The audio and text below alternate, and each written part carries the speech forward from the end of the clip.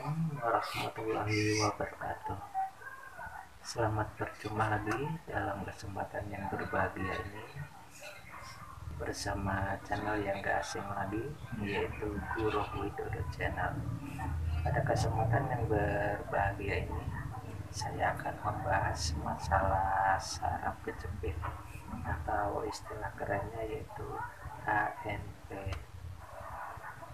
Jadi pada pasien saraf kejepit itu kalau ada yang kondisi udah parah itu biasanya menjalani tindakan operasi. Nah, setelah tindakan operasi ini selesai, bukan berarti kita udah nggak ada tahapan berikutnya lagi ya, berdiam diri di rumah atau tahu udah sembuh, itu enggak. Jadi pasca tindakan operasi ada tahapan berikutnya, yaitu kita rutin kontrol ke dokter saraf. Ya, itu tergantung dokter sarafnya ya. Ada yang 2 minggu sekali, ada yang 1 bulan sekali, mengikuti perkembangan kita, kesehatan kita juga nantinya. Selain itu kita juga mesti rutin fisioterapi ya, untuk melatih gerak tubuh kita. Jadi untuk kesempatan ini saya hanya khusus untuk membahas standar obat yang biasa dipakai para pejuang HNP atau pejuang saraf kejepit yang untuk tahap pemulihan ya. Oke, satu persatu mulai saya sebutnya. Salah satunya adalah Valisan B ya.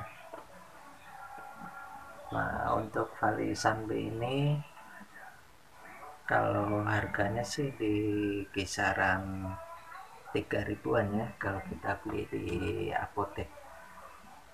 Ya, kurang lebihnya untuk fungsi dari Valisan B ini yaitu untuk mengurangi kecemasan atau susah tidur. Soalnya kalau untuk pasien saraf kejepit, kalau pikiran kita itu cemas atau galau, itu bisa mempengaruhi kekakuan otot kita. Jadi otot enggak kayak fleksibel lagi, tapi sedikit kaku. Jadi selain mengurangi kecemasan tadi, berarti mengurangi kekakuan dan rasa kencang di otot kita. Juga bisa mengobati untuk yang susah tidur. Nah, untuk yang obat berikutnya yaitu Clovitris. Nah, ini Clovitris. Nah, untuk Clovitris ini kalau di bandrolnya ya itu kurang lebih harganya di kisaran 20 ribuan. Nah, untuk fungsinya kurang lebih sama, yaitu untuk mengurangi kekakuan,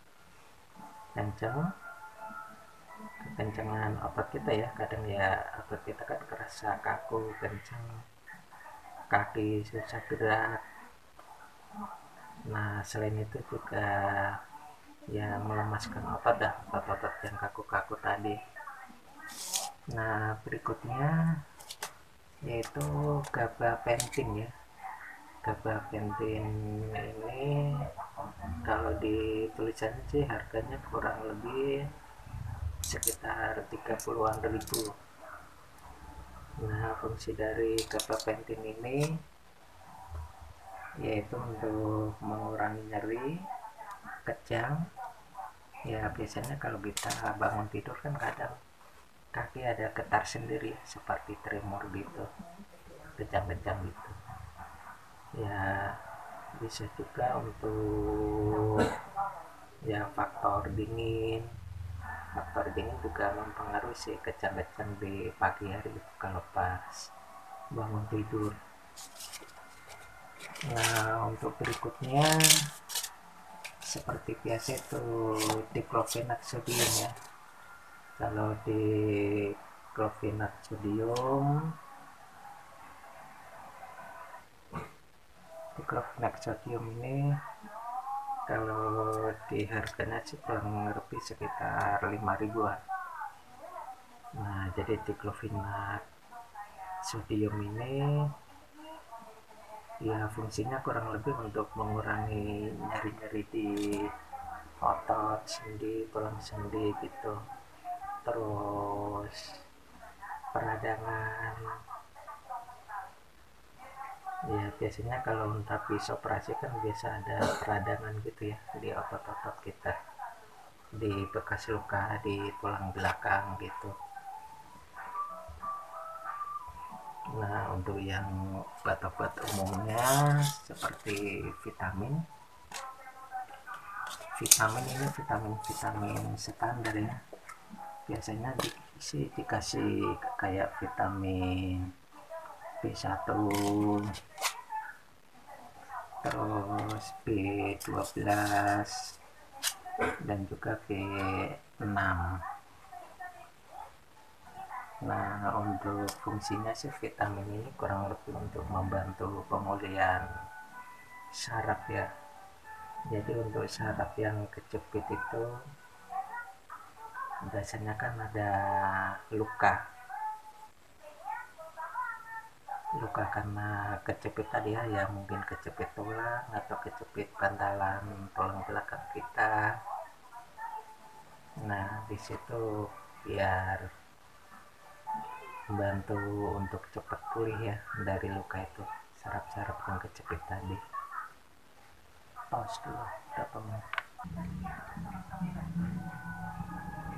Nah, untuk pembahasan masalah obat beserta fungsinya itu tergantung dari kebijakan rumah sakit atau dokternya masing-masing ya.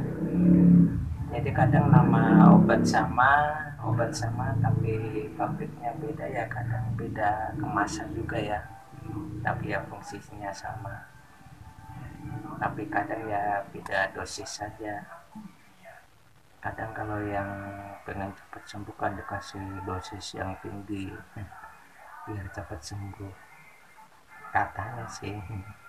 Coba kan kadang kalau yang dosis tinggi juga efeknya ada bagus ada enggaknya juga